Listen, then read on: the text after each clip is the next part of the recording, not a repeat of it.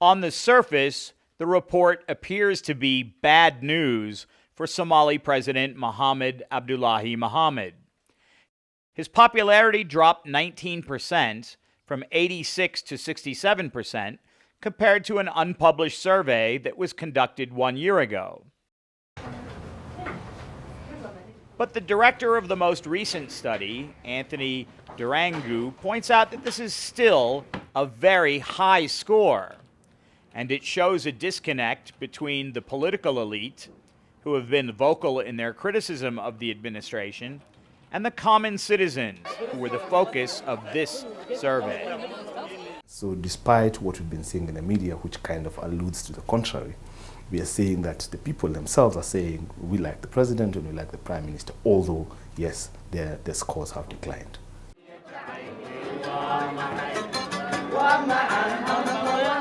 More than 1,500 randomly selected Somalis were questioned for an average of 30 minutes for the report.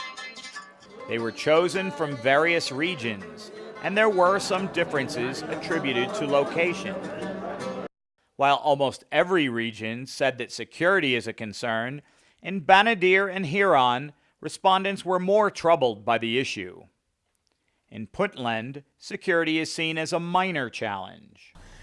In certain sectors or certain areas or certain regions, we're also talking about areas they have problems with security, still not fully addressed. It has improved, but it hasn't gone into the point where they feel that they are adequately secure. So it is better than before, but it's not good enough. There were also some strong regional feelings about the economy. In both Lower Juba and Nugal, more than half the respondents said that the economy has improved.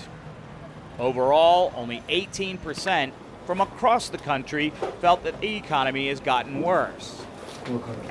The approval rating of the country's military, the Somali National Army, has dropped by almost 1/4, from 88% in 2017 to 62% now. The Somali police force has also seen a 13% drop, from 74% to 61%.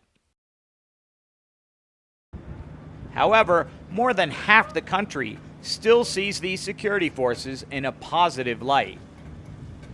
This is not the case for the country's courts.